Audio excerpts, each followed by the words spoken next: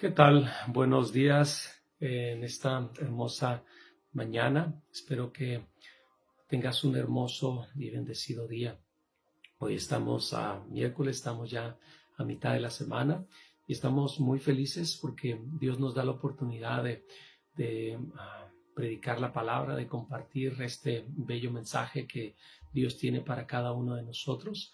Muchísimas gracias por tu atención, gracias por recibir este mensaje. Sé que viene de parte de Dios. Es importante que nosotros crezcamos, que nosotros nos preparemos, porque cada una de las cosas que Dios tiene en la Biblia tiene un impacto sobrenatural en nosotros.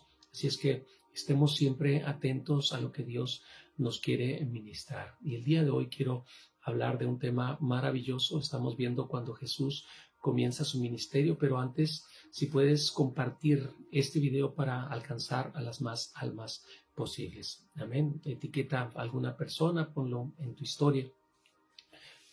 Y así podremos compartir este bello mensaje. Y bueno, pues sin más, quiero leer la cita que estamos viendo. Estamos en Marcos capítulo 14, ¿ok? Si gustas acompañarme, dice la palabra de Dios así.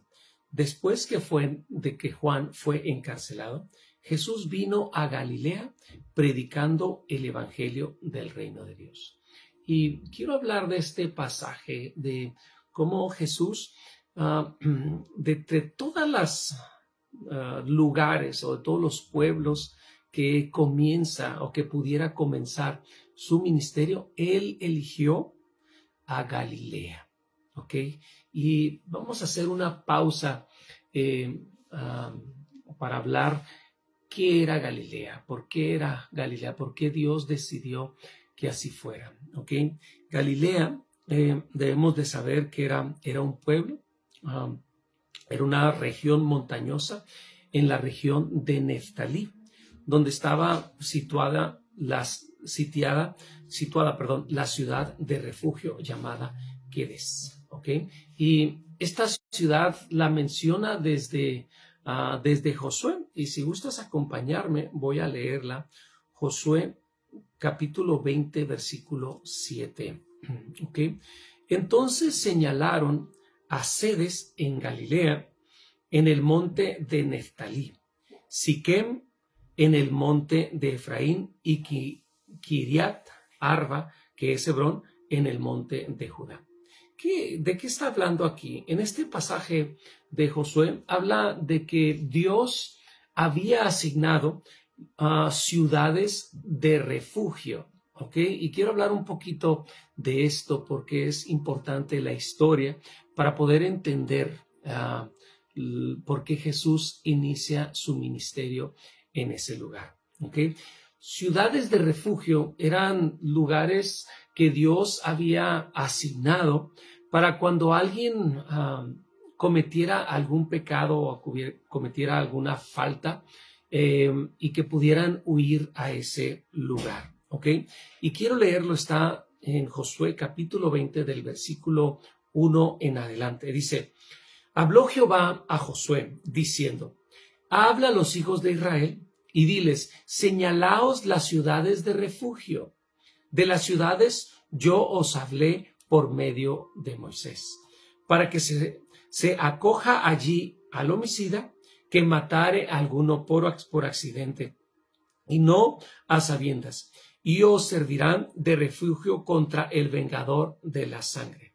Y el que se acogiere a una de aquellas ciudades se presentará a la puerta de la ciudad y expondrá sus razones en oído de los ancianos de aquella ciudad, y ellos le recibirán consigo dentro de la ciudad y le darán lugar para que habite con ellos. Si el vengador de la sangre le siguiere, no entrará en su mano, no entregará en su mano al homicida, por cuanto hirió a su prójimo por accidente y no tuvo con él ninguna enemistad antes. Fíjate, este lugar, ya cuando entraron a la tierra prometida, el pueblo de Israel les iban asignando para cada una de las tribus, pero dentro de esas tribus sabía Dios que iba a haber muchos problemas, iba a haber muchos homicidas, pero Él asignó lugares específicos para que en dado caso que una persona hubiera cometido una falta como un homicidio, pudiera huir a ese lugar,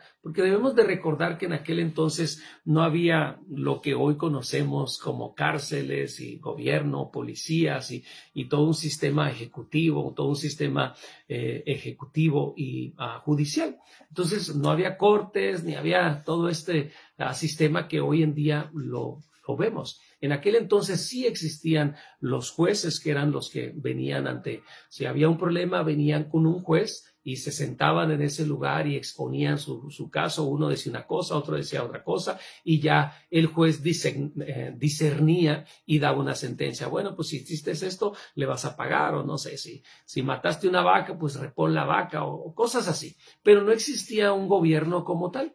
Pero entonces Dios asignó estas ciudades de refugio para que la gente pudiera huir y estar segura hasta que se les diera la oportunidad de exponer el caso o de que fueran escuchados y que no fuera venganzas. Digamos que alguien mató por accidente a alguna persona, pues quizás el familiar, quizás el hijo, quizás el padre que le mataron a algún ser querido iba a querer vengarse. Entonces tenían que huir a esos lugares de refugio para poder recibir la protección, y el que quería venir a vengarlo no se lo entregaban. Decía, hey, sí está la persona aquí, pero no puedes entrar a hacer justicia por tu propia cuenta, ¿ok? Vamos a llevarlo ante un juez y el juez va a dictaminar qué es lo que sucedió, a ver si hay testigos o algo, porque muchas veces las personas con la ira quieren solamente vengarse. Entonces, estos lugares de refugio eran lugares muy comunes, y ahí Galilea era una ciudad que había sido asignada para un refugio. Entonces, en esos lugares era muy común que las personas llegaran a refugiarse. Y muchas veces duraban años y años y ahí se quedaban, y hay veces que se tardaban mucho en hacer justicia, o simple y sencillamente se quedaban ahí y empezaban a hacer su vida, se casaban, tenían sus hijos, pero era un lugar donde estaba lo peor. O sea, había muchas personas pecadoras, había homicidas, había rateros, había de lo peor, ¿ok? Pero, ¿por qué Dios decidió ir a ese lugar y no ir no sé, a Jerusalén o a Judea o a otro lugar? Sino que Jesús comienza su ministerio en Galilea. ¿Ok?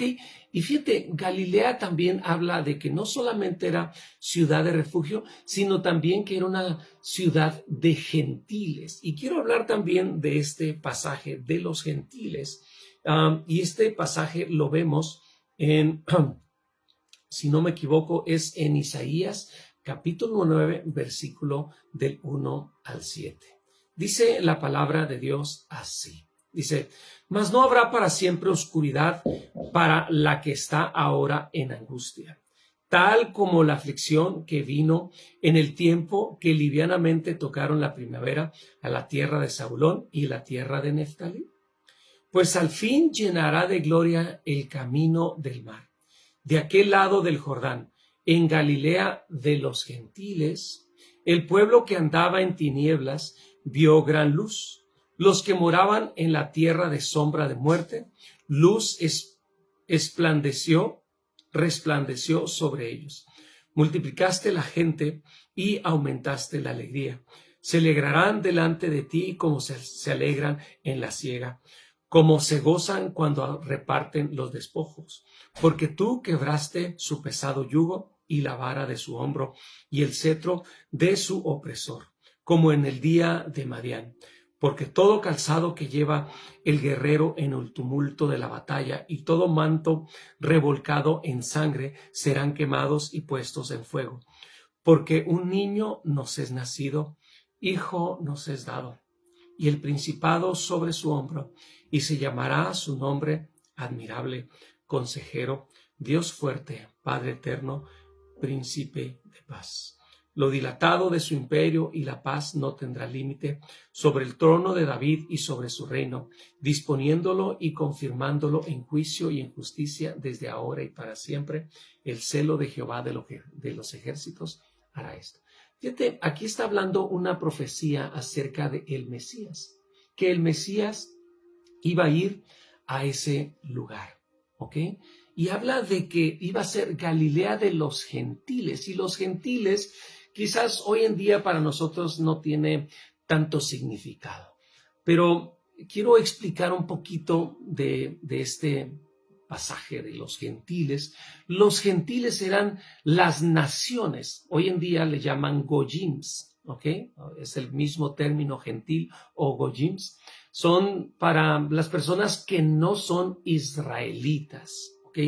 Todo el mundo que no es judío o israelita le llaman goyim o nosotros lo conocemos como gentiles. ¿Y por qué es importante saber esto? O sea, ellos sí ven una gran diferencia.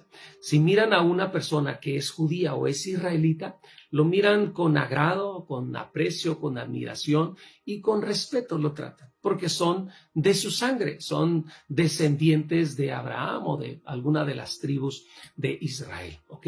Y se miran con mucho respeto. Pero una persona que no es judía o que no es israelita, lo miran con desprecio, porque los miran como paganos, como personas que no conocen la verdad, que no conocen su religión. Entonces, ellos son inculcados desde pequeños, si son israelitas o son judíos, desde pequeños los llevan a la sinagoga, les enseñan la Torá, que es el Antiguo Testamento, la ley de Moisés. Y entonces ellos van viviendo con estas tradiciones, con esa cultura, con ese lenguaje, y se miran como hermanos. Y eso es bueno, o sea, qué bueno que tengan y mantengan esa cultura, esa hermandad y ese respeto. Sin embargo, como que discriminan a todas las personas que no son judías.